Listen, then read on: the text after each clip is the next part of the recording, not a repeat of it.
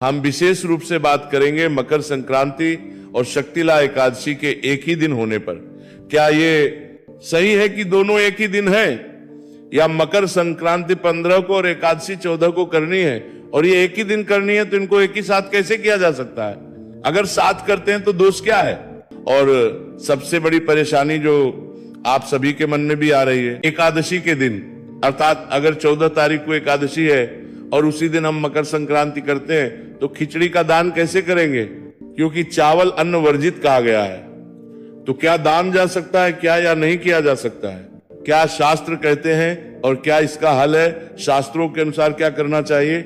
ऐसी अवस्था में किस प्रकार से आप मकर संक्रांति का संपूर्ण पुण्य भी प्राप्त कर सकते हैं और कैसे एकादशी को भी विधि विधान से मना सकते हैं, इसके लिए क्या उपाय निकलता?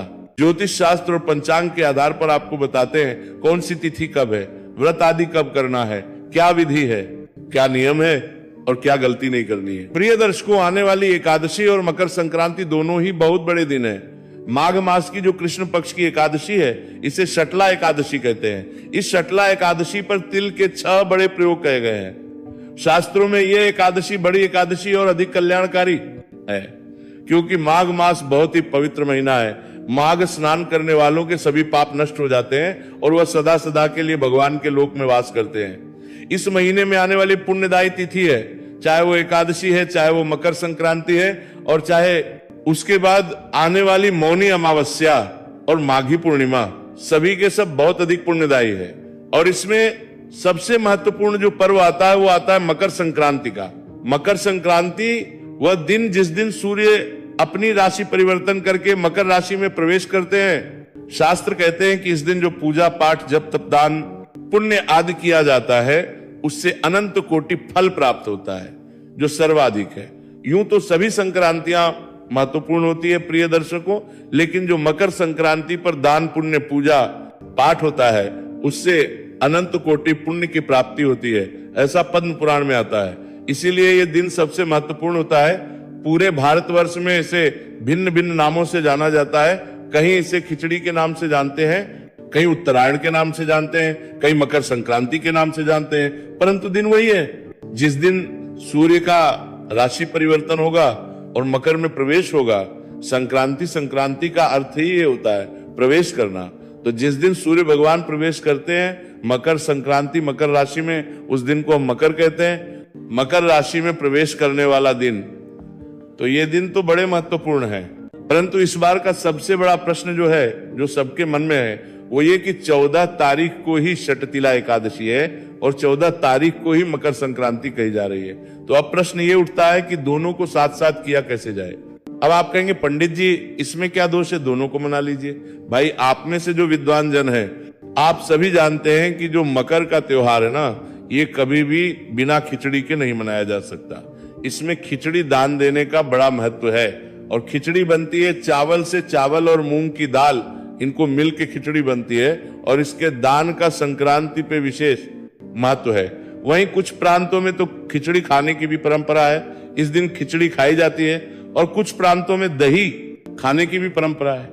अब दशी की बात करें तो एकादशी पर चावल और खिचड़ी दोनों का ही सेवन वर्जित कहा गया है, अर्थात प्रयोग नहीं किया जा सकता, खा नहीं सकते। तो अब शास्त्रों में क्या ऐसी अवस्था के लिए कहा गया है, कैसे हमें निर्णय करना चाहिए? क्योंकि मैं ये मानता हूं कि हमारा जो चैनल है ये लगभग 100 से अधिक देशों में देखा जाता है और कुछ प्रदेशों में बहुत अधिक देखा जाता है।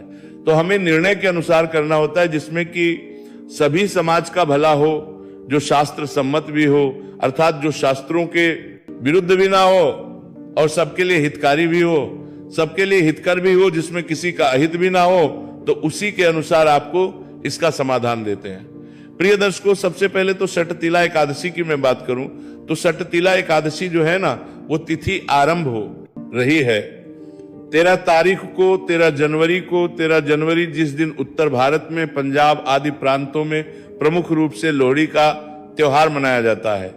तो एकादशी की शुरुआत हो रही है 13 तारीख को शाम को 3:17 पर, और ये एकादशी तिथि समाप्त होगी 14 तारीख को शाम को 5:52 पर। इस प्रकार से सूर्य के मुख से एकादशी तिथि मिल रही है हमें 14 तारीख को, और क्योंकि 13 तारीख को शाम को आ रही है, एकादशी तो सूर्य का उदय दशमी तिथि में है, इसीलिए 13 तारीख को तो प्रश्न ही नहीं उठता एकादशी रखने का। 14 तारीख को सूर्य के मुख से एकादशी है और सायंकाल को द्वादशी आ रही है। तो ऐसी अवस्था में सबसे उत्तम है कि 14 तारीख को ही एकादशी मनाई जाए। 14 तारीख को ही एकादशी का व्रत किया जाना चाहिए और पंचांग में भी 14 तारीख को ही एकादशी का व्रत लगाया गया है। परंतु प्रिय दर्शकों, इसी दिन 14 तारीख को ही मकर संक्रांति का योग भी बन रहा है। तो विषय पर हम सबसे बड़ी चर्चा कर रहे हैं, उसी पर अब हम मूल बिंदु पर आते हैं कि इस दिन मकर संक्रांति है 14 तारीख को या नहीं है। तारीख को प्रिय दर्शकों मूल बिंदु पर आते हैं, इस पर हम एक बार चर्चा करते हैं, गहरी चर्चा करते हैं। प्रिय दर्शकों, पंचांग जो कहते हैं उसके अनुसार 14 तारीख को सूर्य भगवान 3:07 से और 3:13 के बीच में धनु राशि से निकलकर मकर राशि में प्रवेश करेंगे, जिसे महाकाल का समय कहते हैं। जब सूर्य भगवान राशि में परिवर्तन करते हैं, अर्थात एक राशि से निकलकर दूसरी राशि में जब प्रवेश करते हैं, गोचर करते हैं, वही समय महापुण्य काल कहलाता है। एक राशि से दूसरी राशि में प्रवेश संक्रांति का क्या अर्थ है? संक्रांति का हिंदी अर्थ अगर हम कहें तो उसका होता है प्रवेश करना। प्रवेश करने का मतलब है संक्रांति, और मकर में प्रवेश करना तो मकर की संक्रांति। मकर की संक्रांति का जो महापुण्य काल का समय है वो 3:07 से आरंभ हो जाएगा, और भी कहो तो 3:03 से आरंभ हो जाएगा और 3:28 तक ये रहेगा। और पुण्य काल का जो समय है वो शाम को 5:52 तक रहेगा। तो सूर्य भगवान जो है वो कब अर्क रहे हैं? 3:07 पर अर्क रहे हैं। और मैं ये पंचांग के आधार पर बता रहा हूं। अच्छा, सभी पंचांगों में यही समय दिया गया है, लगभग 3:07 से और 3:13 के बीच में इसी समय पर जो है सूर्य का राशि परिवर्तन कहा गया है। परंतु एक दो पंचांग जो बनारस से है उन्होंने लगा दिया है कि सूर्य भगवान का राशि परिवर्तन होगा रात्रि को 9 बजे के बाद, 14 तारीख की रात्रि को 9 बजे के बाद। और इसी कारण से ये सारा का सारा जो विवाद है वो खड़ा हो गया है। उन्होंने संक्रांति रात्रि को लगा दी। तो अब जो विद्वान उन पंचांगों को देखते हैं, उन पंचांगों को देख के जानकारी देते हैं, उनके अनुसार मकर संक्रांति का त्योहार 15 को चला गया। क्योंकि शास्त्रीय विधान क्या कहता है? शास्त्रीय विधान ये कहता है कि जब सूर्य भगवान का राशि परिवर्तन सूर्यास्त के बाद होगा तो संक्रांति जो है वो 15 तारीख को, अर्थात जिस दिन रात्रि के बाद होगा उसके अगले दिन सूर्योदय के बाद वह महापुण्य काल और पुण्य काल मनाया जाएगा, क्योंकि को सूर्य अर्क रहे हैं। तो ऐसी अवस्था में रात्रि को संक्रांति मनाई नहीं जा सकती। ये शास्त्रीय विधान है। यदि कभी भी सूर्य राशि परिवर्तन रात्रि को करते हैं तो उसको अगले दिन संक्रांति मनाई जाती है। परंतु यदि दिन के समय, दिवसकालीन समय में भगवान सूर्य राशि परिवर्तन करते हैं तो शास्त्र कहते हैं कि उसी दिन संक्रांति मनाई जानी चाहिए। प्रिय दर्शकों, एक बात पर ध्यान देने की आवश्यकता है। आप सभी विद्वान जन हैं, पढ़े लिखे लोग हैं, तो प्रिय दर्शकों का जो निर्धारण है ना, वो ज्योतिष शास्त्र की गणना, पंचांग की गणना, वो सबको छोड़ दीजिए, वैज्ञानिक दृष्टिकोण लीजिए। क्योंकि संक्रांति का निर्धारण सूर्य के अनुसार होता है, सूर्य की गति के अनुसार होता है, सूर्य की यात्रा के अनुसार होता है, और बाकी जितनी भी तिथियां हैं वो चंद्रमा के अनुसार गणना की जाती है। इसीलिए आप देखेंगे बाकी सभी तिथियों में 15-15, 20-20 दिन का अंतर होता है। आप देखिए इसी कट चौथ 6 तारीख की थी, पिछले साल 16 तारीख की थी, और आने वाले साल 2027 में 25 तारीख की होगी। कितना अंतर है 20-20 दिन का अंदर। क्योंकि जितनी भी तिथियां हैं, दिवाली देखिए कभी अक्टूबर में आ गई, कभी 2 तारीख को नवंबर में आ गई, कभी 14-15 नवंबर को आ गई। क्योंकि जितनी भी तिथियां हैं उनकी जो गणना है ना वो चंद्रमा के अनुसार होती है, चंद्रमा की गति के अनुसार होती है। लेकिन संक्रांति एक ऐसा पर्व है जिसकी गणना सूर्य के अनुसार होती है, इसीलिए वो सदा निर्धारित समय पर ही आती है। आप कभी भी देखेंगे संक्रांति 14-15 में ही आती है। और वैज्ञानिक दृष्टिकोण जो है वो बड़ा महत्वपूर्ण होता है, क्योंकि विज्ञान को तो पता है सूर्य की गति क्या है और सूर्य कब, कहां, कितनी गति से घूम रहे हैं। और ये राशि परिवर्तन सायंकाल नहीं, दोपहर के समय, सायंकाल 4 के बाद होता है, ये दोपहर के समय है। इसीलिए मकर संक्रांति का पर्व उचित होगा 14 तारीख को ही मनाना। अच्छा, इसका एक और कारण है कि जब सूर्य भगवान राशि परिवर्तन कर रहे होते हैं ना, उस समय जो ग्रहों की अवस्था होती है, उस समय जो ऊर्जा उत्पन्न होती है, सकारात्मक ऊर्जा उत्पन्न होती है, उसी का तो सारा महत्व है, सारा फल है। किस लिए मकर संक्रांति मना, किस लिए रहे? भगवान सूर्य देव ने मकर राशि में प्रवेश किया, उस समय शुभ योग बनते हैं। क्यों कहते हैं कि मकर संक्रांति पर दान देना चाहिए, मकर संक्रांति पर स्नान करना चाहिए, मकर संक्रांति पर पाठ पूजा और पितृ तर्पण करना चाहिए? क्यों?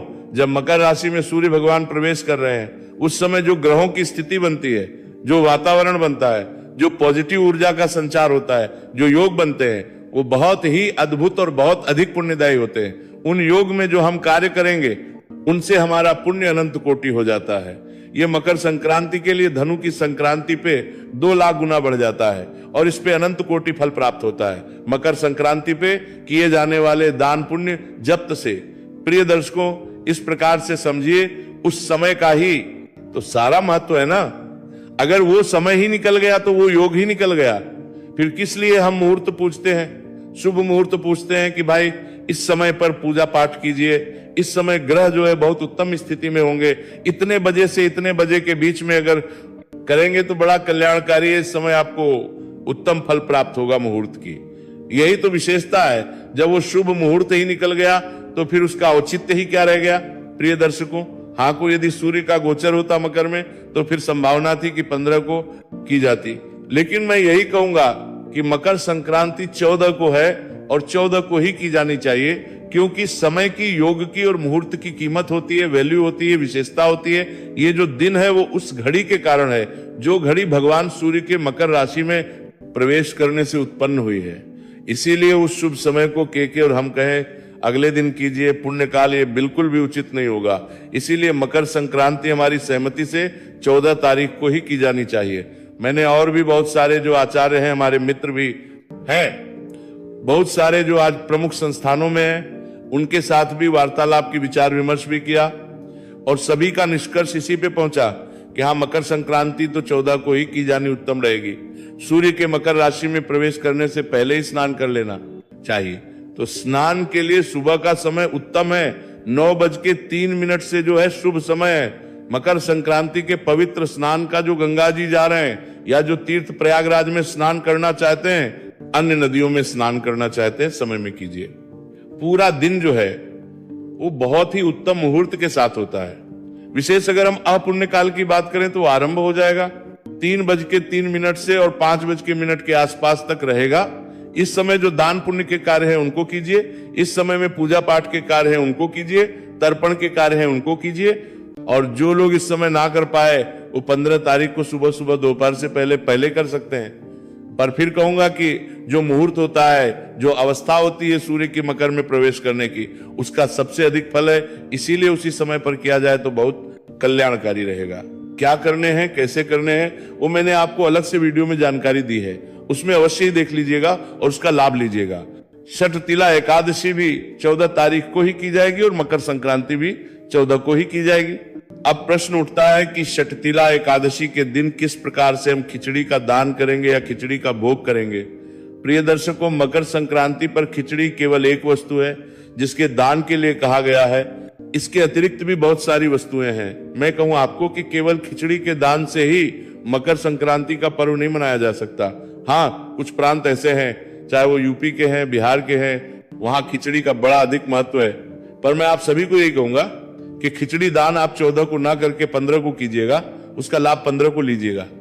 लेकिन जो मकर संक्रांति के अन्य अहपर्व है, चाहे वो स्नान का है, चाहे वो दान का है, अन्य वस्तुएं दान, आप कंबल दान दीजिए, गर्म वस्त्र दान दीजिए, जूते दान दीजिए, फल दान दीजिए, जल दान दीजिए। ये अन्य जितने भी वस्तुएं हैं दान देने की, जो नियम उठाए जाते हैं, 14 वस्तुएं दान देने का नियम है, वो 14 वस्तुएं दान दीजिए।